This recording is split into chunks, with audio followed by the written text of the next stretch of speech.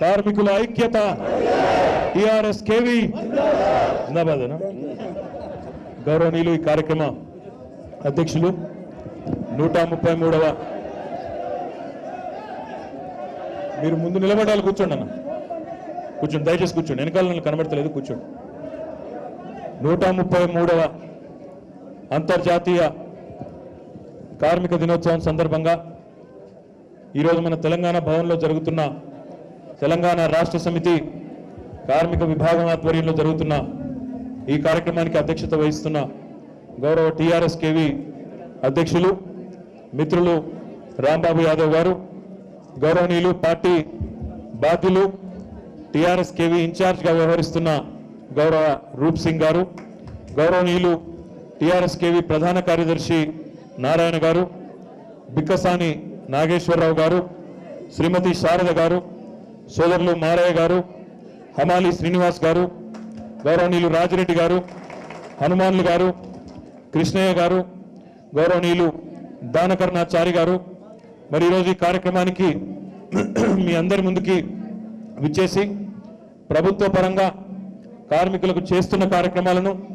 చేయబోయే ప్రణాళికలను కూడా సూత్రప్రాయంగా వివరించిన పెద్దలు కార్మిక శాఖ మంత్రివర్యులు చామకూర మల్లారెడ్డి గారు, గౌరవ శాసన మండలిలో ప్రభుత్వ విప్ పెద్దలు మీ అందరికీ ఎప్పుడూ కార్మిక విభాగానికి అండగా ఉంటున్న పల్లా రాజేశ్వర రెడ్డి గారు, గౌరవనీయులు శాసన మండలి సభ్యులు, అదే రకంగా మన పార్టీ కార్యాలయ ప్రధాన కార్యదర్శి పెద్దలు ప్రొఫెసర్ శ్రీనివాస్ రెడ్డి గారు, గౌరవ శాసనసభ్యులు సహచరులు తమ్ముడు బాల్కా సుమన్ గారు, గౌరవనీయులు సహచర శాసనసభ్యులు పెద్దలు అన్న కాలేరు వెంకటేష్ గారు, గౌరవనీయులు పార్టీ రాష్ట్ర కార్యదర్శి గట్టు రామచంద్రరావు గారు, పార్టీ రాష్ట్ర ప్రధాన కార్యదర్శి బండి రమేష్ గారు, గౌరవనీయులు సాట్స్ చైర్మన్ పెద్దలు వెంకటేశ్వర రెడ్డి గారు, కార్యక్రమానికి విచ్చేసిన పాత్రికేయ మిత్రులకు, కార్యక్రమానికి మరి పెద్ద ఎత్తున హాజరైన మా కార్మికురాలైన అక్క చెల్లెళ్లకు, కార్మికులైన మా సోదరులకు అందరికీ హృదయపూర్వకంగా మళ్ళొకసారి కార్మిక దినోత్సవ శుభాకాంక్షలను తెలియజేస్తా ఉన్నాను. పెద్దలు మల్లారెడ్డి గారు ఇప్పుడే తెలియజేసినట్టుగా ఒకప్పుడు అమెరికాలోని షికాగో నగరంలో 1886వ సంవత్సరంలో ఆనాడు 18 గంటల పని విధానాన్ని నిరసిస్తూ కార్మికులకు కూడా జీవితం ఉండాలి, కార్మికులకు కూడా గౌరవం ఉండాలి, శ్రమకు తగిన విధంగా వేతనము ఉండాలి, గౌరవం ఉండాలనే ఒక నినాదంతో ఆనాడు అమెరికాలోని షికాగో దేశంలో 133 ఏళ్ల కిందట 8 గంటల పని విధానాన్ని సాధించుకున్న దానికి గుర్తింపుగా ఆనాడు కార్మిక దినోత్సవంగా, అంతర్జాతీయ కార్మిక దినోత్సవంగా మేడే మనం జరుపుకునే విషయం మీ అందరికీ తెలిసిందే, నేను గుర్తు చేస్తా ఉన్నా. ఆనాటి నుంచి ఈనాటి వరకు ప్రపంచవ్యాప్తంగా అమెరికా కావచ్చు, యూరోప్ కావచ్చు, భారతదేశం కావచ్చు, పారిశ్రామిక రంగంలో మరి ఎన్నో విప్లవాత్మకమైన మార్పులు వచ్చినాయి. ఒకవైపు ఈరోజు కంప్యూటర్లు, ఆటోమేషన్, దానివల్ల ఒకవైపు మరి శ్రమ తగ్గుతుందేమో, శ్రామికుల విలువ తగ్గుతుందేమో అనే ఒక అపోహ, ఒక భయం ఒకవైపు. దాంతోపాటు ఈరోజు కొత్తగా తరలి వస్తున్న పరిశ్రమలు పెద్ద ఎత్తున మన రాష్ట్రంలో కానీ మన దేశంలో కానీ ఈరోజు make in India, make in Telangana క్యాంపెయిన్లో భాగంగా పెద్ద ఎత్తున తరలి వస్తున్న పరిశ్రమలు ఒకవైపు. అయితే ఇప్పుడే గౌరవనీయులు మల్లారెడ్డి గారు చెప్పినట్టు పరిశ్రమలు రావడం మాత్రమే కాదు, ఆయా పరిశ్రమల్లో ప్రభుత్వాల మీద ఉన్న బాధ్యత మా ముఖ్యమంత్రి గారు ఎప్పుడు కూడా, మన ముఖ్యమంత్రి గారు ఎప్పుడు చెప్పే మాట, పరిశ్రమలను తీసుకొని రావడమే కాదు, సరళతరమైన వ్యాపార విధానాలు తీసుకొని రావడమే కాదు, ఆ వచ్చిన పరిశ్రమల్లో సింహభాగం అవకాశాలు స్థానికంగా ఉండే పిల్లలకి ఇచ్చే విధంగా చూసుకోవడం ఒకటైతే,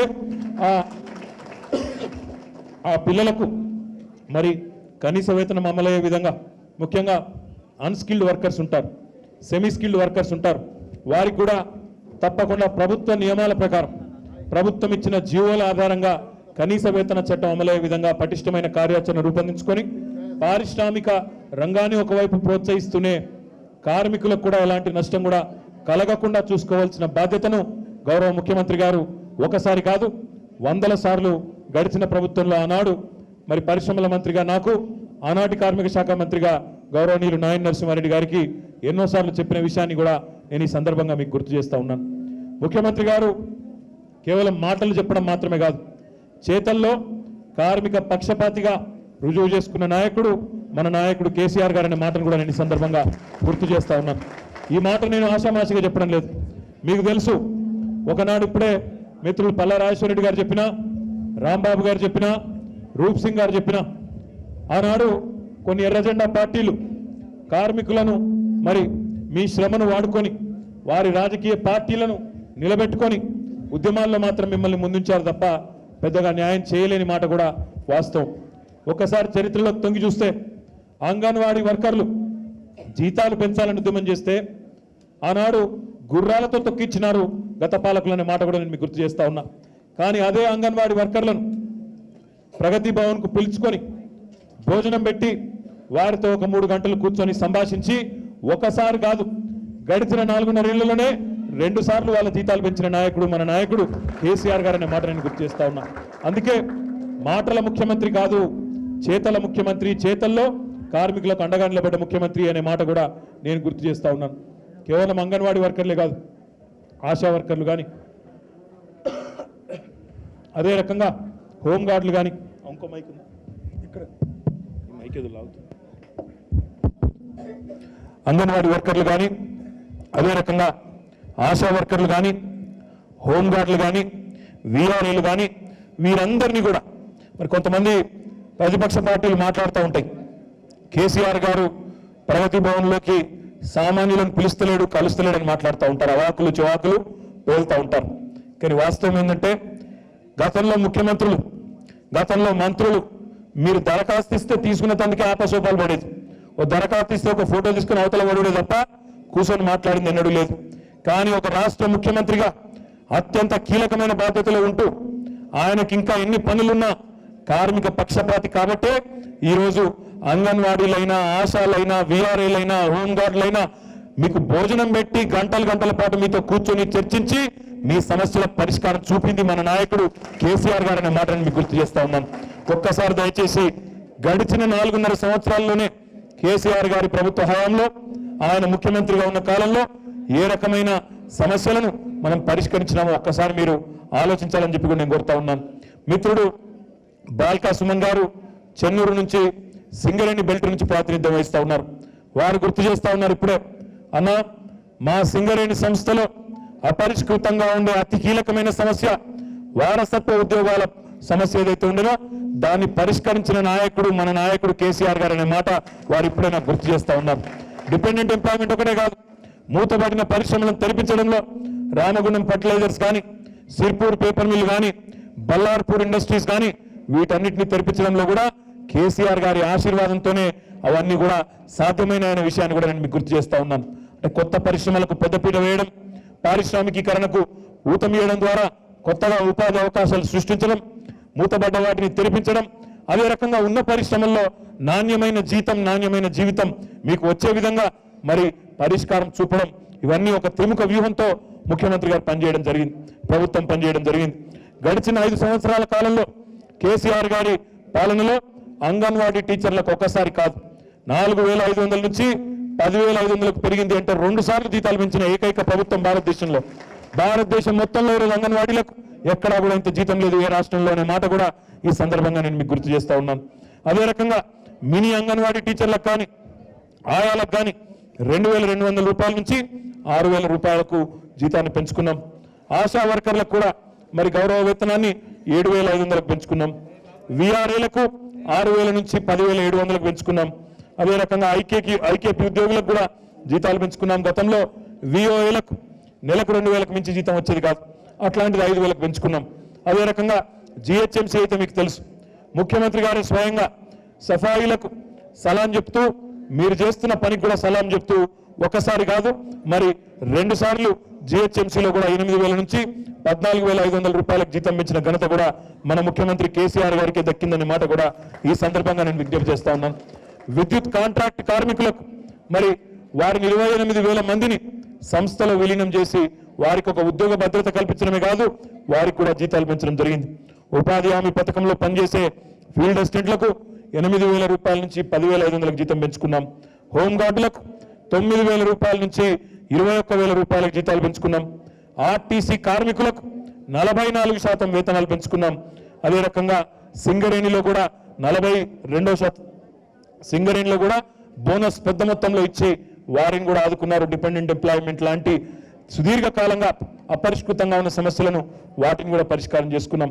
వీరితో పాటు ప్రభుత్వ ఉద్యోగులకు కూడా చరిత్రలో ఎన్నడూ లేని విధంగా 43% వేతనాలు పెంచుకున్నాం. వేతనాలు పెంచడంతోనే సమస్యలు పరిష్కారం అయిపోతాయనే మాట నేను అనడం లేదు. ఇంకా చేయవలసిన పని చాలా ఉంది. మిత్రులు రాంబాబు గారు చెప్పినా, రూప్ సింగ్ గారు చెప్పినా, పల్లా రాజేశ్వరరెడ్డి గారు చెప్పినా, మరి అందరూ ఎవరు చెప్పినా ఒకటే ఆవేదన వినబడింది. ఇంకా చేయాల్సిన కార్యక్రమాలు ముఖ్యంగా అసంఘటిత రంగంలో ఉండే కార్మికులకు చేయవలసిన పనులు చాలా ఉన్నాయనే మాట వారు చెప్పడం జరిగింది. నేను ఒక మాట మీకు గుర్తు చేస్తా ఉన్నా. గౌరవనీయులు మన ముఖ్యమంత్రి కేసీఆర్ గారు ముఖ్యమంత్రిగా పదవీ బాధ్యతలు చేపట్టక ముందు ఆయన కేంద్రంలో కార్మిక శాఖ మంత్రిగా కూడా పనిచేయడం జరిగిందన్న విషయాన్ని కూడా నేను మీకు గుర్తు చేస్తా ఉన్నాను. కేంద్రంలో కేసీఆర్ గారు కార్మిక మంత్రిగా ఉన్నప్పుడే ఆనాడు బీడీ కార్మికులకు దాదాపు ఒక మన రాష్ట్రంలోనే ముఖ్యంగా ఉత్తర తెలంగాణ జిల్లాలో ఎక్కడైతే బీడీ కార్మికులు ఎక్కువ ఉంటారో అక్కడ 45,000 ఇండ్లు కూడా మంజూరు చేయించిన విషయాన్ని కూడా నేను మీకు గుర్తు చేస్తా ఉన్నాను. బీడీ కార్మికులకు దేశంలో ఏ ప్రభుత్వము ఇవ్వని విధంగా ఈరోజు వచ్చే నెల నుంచి 2,000 రూపాయల భృతి ఇస్తున్న ఏకైక రాష్ట్రం మన తెలంగాణ అనే మాట కూడా నేను మీకు గుర్తు చేస్తా ఉన్నాను. నేత కార్మికుడికి రాష్ట్రంలో ఉండే నేతన్నలందరికీ ఒక భరోసానిస్తూ సిరిసిల్ల కానీ, పోచంపల్లి కానీ, గద్వాల కానీ, లేదా ఇతర ప్రాంతాల్లో ఉండే జమ్మికుంట, దుబ్బాకలో ఉండే నేతన్నలు ఎవరైతున్నారో వారందరిలో ఒక ఆత్మస్థైర్యాన్ని నింపి నేత కార్మికులకు కూడా ఈరోజు గౌరవప్రదమైన వేతనం వస్తూ ఉంది. అంటే ఈరోజు మన ప్రభుత్వం తీసుకున్న నిర్ణయాలు 1,200 కోట్ల పైచిలకు రూపాయలు కేవలం నేత కార్మికుల కోసమే బడ్జెట్లో పెట్టడమే దానికి కారణమైన మాట కూడా నేను గుర్తు చేస్తా ఉన్నాను. గీత కార్మికులకు కూడా ఎక్స్గ్రేషియా పెంచి వారి కుల వృత్తికి దోహదపడే విధంగా ఒకవైపు మిషన్ కాకతీయలో ఈత చెట్లు, తాటి చెట్ల పెంపకాన్ని ప్రోత్సహిస్తూ మరొక వైపు వారికి అన్ని రకాలుగా చెట్ల పన్ను రద్దు చేసి ఎక్స్గ్రేషియా పెంచి గీతన్నలకు కూడా, గీత కార్మికులకు కూడా అండగా నిలబడ్డది కేసీఆర్ గారి ప్రభుత్వం అనే మాట కూడా నేను మీకు గుర్తు చేస్తా ఉన్నా. ఈ రకంగా కార్మిక పక్షపాతిగా బీడీ కార్మికులు కావచ్చు, సింగరేణి కావచ్చు, ఆర్టీసీ కావచ్చు, నేత కార్మికుడు కావచ్చు, గీత కార్మికుడు కావచ్చు, ఏ రూపంలో ఉన్న కార్మికుడైనా వారికి అండగా నిలబడ్డది కేసీఆర్ గారి ప్రభుత్వం. అసంఘటిత రంగంలో ఉండే కార్మికులకు దేశంలో మరి ఎక్కడన్నా ఉన్నదో లేదో నాకైతే తెలియదు, కానీ అసంఘటిత రంగంలో ఉండే ఆటో డ్రైవర్లు కానీ, అదే రకంగా అసంఘటిత రంగంలో ఉండే ప్రైవేటు బస్సు డ్రైవర్లు కానీ, ప్రైవేటు డ్రైవర్లు కానీ వారికి కూడా అండగా నిలబడి 5 లక్షల ప్రమాద బీమా ఇస్తున్న ఏకైక రాష్ట్రం మొత్తం భారతదేశంలో తెలంగాణ అని నేను అనుకుంటా ఉన్నాను. అదే రకంగా ఆటోల మీద కానీ, వ్యవసాయ ట్రాక్టర్ ట్రాలీల మీద కానీ రవాణా పన్ను 73 కోట్ల రూపాయలను ఒక్క సంతకంతో రద్దు చేసి మా ఆటో అన్నలకు కూడా అండగా నిలబడ్డది కేసీఆర్ గారి ప్రభుత్వం. చెప్పుకుంటూ పోతే 1, 2 కాదు, చాలా కార్యక్రమాలు బ్రహ్మాండంగా చేసుకున్నాం. ఇంకా చేయవలసిన పని చాలా ఉన్నది. కేసీఆర్ గారి ఆలోచన ఒకటే, ఒకవైపు రాష్ట్రంలో పారిశ్రామికీకరణ పెరగాలి, వ్యవసాయ ఉత్పత్తి పెరగాలి, నీళ్లు రావాలి, అట్లయితేనే సంపద సృష్టించబడుతుంది, సంపద పెరుగుతుంది, రాష్ట్ర సంపద పెరుగుతుంది. ఆ పెరిగిన ఆదాయాన్ని, పెరిగిన సంపదను తిరిగి పేదలకే పంచాలి. అది డబుల్ బెడ్రూమ్ ఇళ్ల రూపంలో కావచ్చు, మీకు ఇచ్చే పెన్షన్ల రూపంలో కావచ్చు, మీకు పెంచే వేతనాల రూపంలో కావచ్చు. ఈ సంపద అంతా తిరిగి మళ్ళీ పేదలకే అందాలనే ఒక అద్భుతమైన సోషలిస్టు నినాదంతో, విధానంతో పనిచేస్తున్న నాయకుడు ఈరోజు మన నాయకుడు కేసీఆర్ గారని గర్వంగా చెప్పుకోవచ్చు. తెలిసి తెలియక కొంతమంది మాట్లాడుతూ ఉన్నారు, కొంతమంది అంటున్నారు ఎక్కడున్నాయి మీ డబుల్ బెడ్రూమ్ ఇల్లు అంటున్నారు. ఈరోజు ఒక పేపర్లో వచ్చింది, మీరు చూసే ఉంటారు.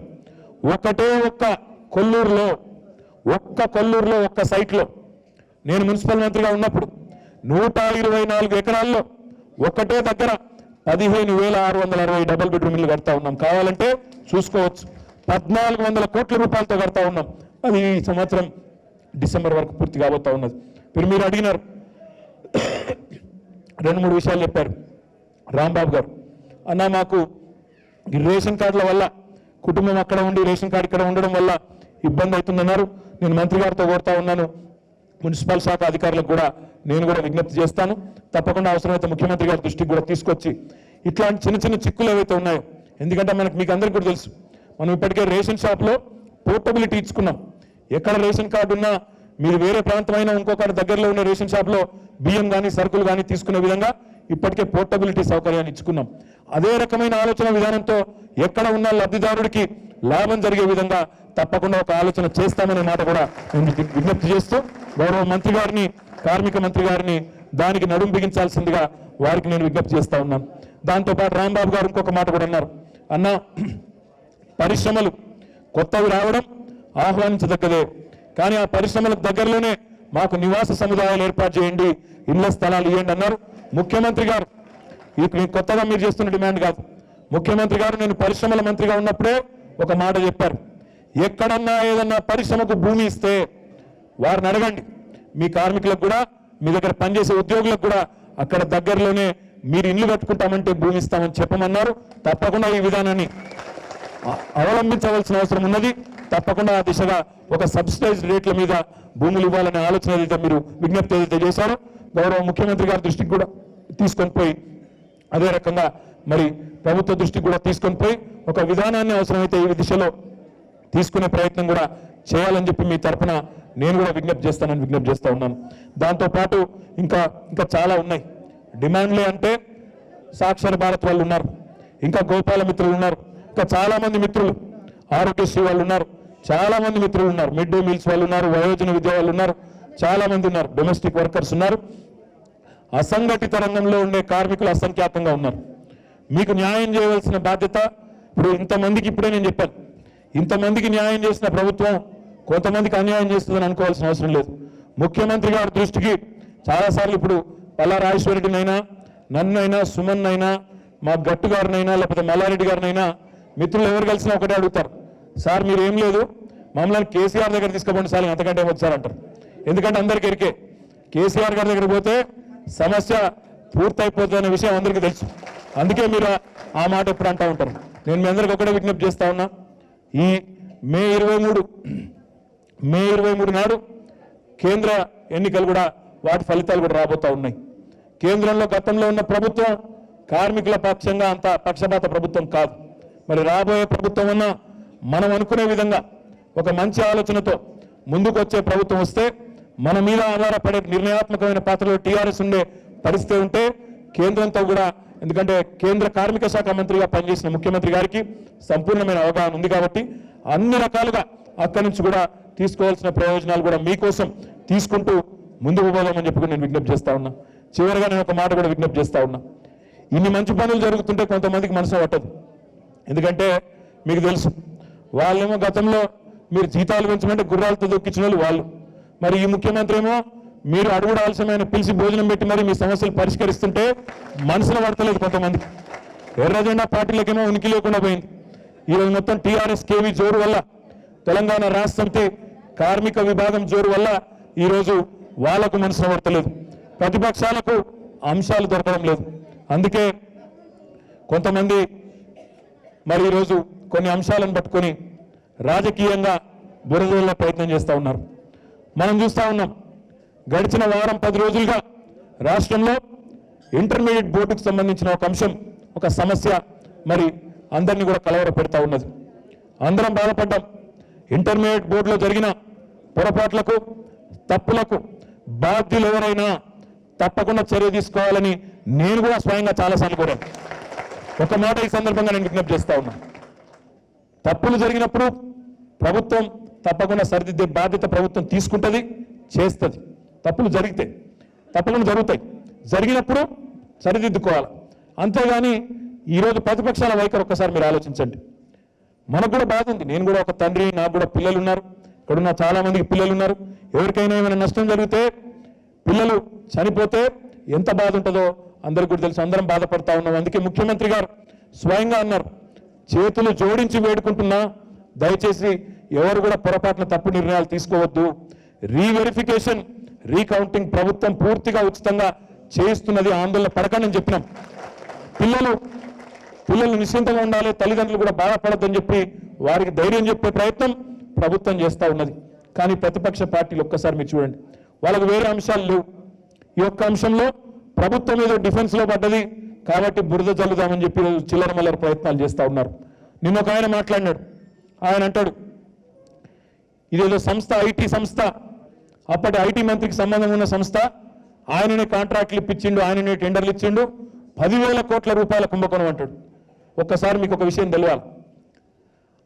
మొదటి విషయం ఏంటంటే అది విద్యాశాఖలో జరిగిన ఒక టెండరు. విద్యాశాఖలో ఇంటర్మీడియట్ బోర్డు, విద్యాశాఖ కూడా సంబంధం లేదు, ఇంటర్మీడియట్ బోర్డులో ఒక సాఫ్ట్వేర్ కావాలంటే ఆ సాఫ్ట్వేర్ ఒక టెండర్ పిలిచి 4,30,00,000 విలువైన టెండర్ అనుకుంటారు. దగ్గర 4,35,70,000 విలువ చేసే సాఫ్ట్వేర్ కొనుగోలు చేసేందుకు వాళ్ళు టెండర్ పిలిచిండ్రు. ఎవరో పాల్గొన్నారు. అది తప్పు జరిగిందా ఒప్పు జరిగిందా మనకు తెలియదు, తెలుస్తుంది, విచారణలో తెలుస్తుంది. వాళ్ళకు టెండర్ ఇచ్చినారు. 4,35,70,000 రూపాయలు విలువ చేసే సాఫ్ట్వేర్ వాళ్ళు కొనుక్కున్నారు. ఇవాళ 3 సంవత్సరాల కోసం మాత్రమే, అది కూడా మొత్తం శాశ్వతంగా కాదు, 3 సంవత్సరాల కోసం. దానికి ఐటీ శాఖకు సంబంధం ఉండదు. ఇంటర్మీడియట్ బోర్డు వాళ్ళే టెండర్ పిలుస్తారు. వాళ్ళే టెండర్ అయిపోయాక విద్యాశాఖ మంత్రి గారికి పంపి సంతకం తీసుకొని ఆ విద్యాశాఖ మంత్రి కార్యదర్శి ఇద్దరే నిర్ణయం అప్రూవల్ తీసుకొని పద్ధతి ప్రకారం జరిగిందా లేదా చూసుకొని సంతకం పెట్టి ఆ సంస్థకు అప్పచెప్తారు. ఇవాళ ఒక ఆయన మాట్లాడతాడు, ఇది ఐటీ శాఖ మంత్రిగా ఆయన ఉన్నప్పుడే అయింది అంటాడు. మరి ఐటీ శాఖ మంత్రిగా నేను ఉన్నప్పుడు ఇంకా చాలా డిపార్ట్మెంట్లలో చాలా ఆ రోజు టెండర్లు పిలిచారు. ప్రతిదీ నాకే సంబంధమా? రెండోది మీరు ఒక్కటి ఆలోచించండి జాగ్రత్తగా.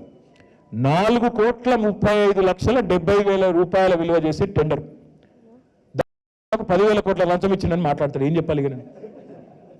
అంటే మాట్లాడతందుకు నోటికి హద్దు పద్దు, మనుషులకు కొద్దిగా ఇంగిత జ్ఞానం, ఏం మాట్లాడుతున్నా మన సోయి, ఎట్లున్నది పరిస్థితి, కొద్దిగా పిల్లల ప్రాణాలు పోకుండా కాపాడాలి, ధైర్యం చెప్పాలి అని చూడాలి. కానీ దీన్ని కూడా రావణ కష్టంలాగా రగిలించాలి, దీన్ని ఎట్లన్నా చేసి ప్రభుత్వాన్ని బద్నాం చేయాలి, బట్టగాల్చి మీదేయాలి. నేను ఒకటే విజ్ఞప్తి చేస్తున్నా మిత్రులకి, రాజకీయంగా తలపడాలనుకుంటే, కేసీఆర్ గారిని ఢీకొట్టాలనుకుంటే, టీఆర్ఎస్ను బద్నాం చేయాలనుకుంటే ఇంకా వేరే చాలా అంశాలు ఉన్నాయి. కానీ పిల్లల ప్రాణాలతో చెలగాట మారడం ఎవరికైనా మంచిది కాదు. మేము సంయమనం పాటిస్తున్నాం. నోరు లేక కాదు, మాట్లాడలేక కాదు, ఏ సంబంధము లేకున్నా బట్టగాల్చి మీదేస్తాం. ఇంకొక బఫూన్ ఉన్నాడు, ఆయన అంటాడు, నువ్వు పెద్దమ్మ కొడుకు రా, ప్రమాణం చేయి, చేయకపోతే నేను అన్నది కరెక్ట్ అంటాడు. ఇది ఎక్కడ లాజిక్? నువ్వు దొంగ అని నేను అంటా, నువ్వు తెల్లారి పెద్దమ్మ కొడుకు వచ్చి ప్రమాణం చేయకపోతే నువ్వు దొంగను ఒప్పుకున్నట్టే అంటాడు. ఇది ఎక్కడ బాబా? ఆయన చెప్పిన టైంకి రావన్నాడు, పెద్దమ్మ కొడుకు వచ్చి ప్రమాణం చేయన్నట్టు. ఇట్లా చిల్లర రాజకీయం, ఇంత దిగజారి ఇక వీళ్ళు ఇట్లా మాట్లాడంగానే కేసీఆర్ గారిని ఎవరన్నా ఏమన్నా అంటే ఇక వెంటనే కత్తులు దూసే కొన్ని మీడియాలు ఉన్నాయి. ఇక వాళ్ళు ఎవరో మీకు తెలుసు నాకంటే బాగా. ఇక వాళ్ళకేం పనులు 24 గంటలు తిరగాలి వీళ్ళు. ఒక మనిషి ఒకసారి చెంపదెబ్బ తింటే 24 గంటలు వాడిని కొట్టినట్టు చూపెట్టాలి. ఇక టీవీలో అదే తిరుగుతుంటుంది. అంతేనా నేను చెప్పేది? అసంటోళ్ళు కొంతమంది ఉన్నారు. వాళ్ళకు కొద్దిగా ఈ మధ్యన కేసీఆర్ని తిట్టేందుకు అస్త్రాలు దొరుకుతలేవు, ఇక దొరికింది కదా అని చెప్పి ఏదో చేద్దాం అన్నట్టు వాళ్ళు ఒక ఆడావిడి చేస్తున్నారు. నేను మీ అందరికి ఒకటే విజ్ఞప్తి చేస్తా ఉన్నా, చేతులు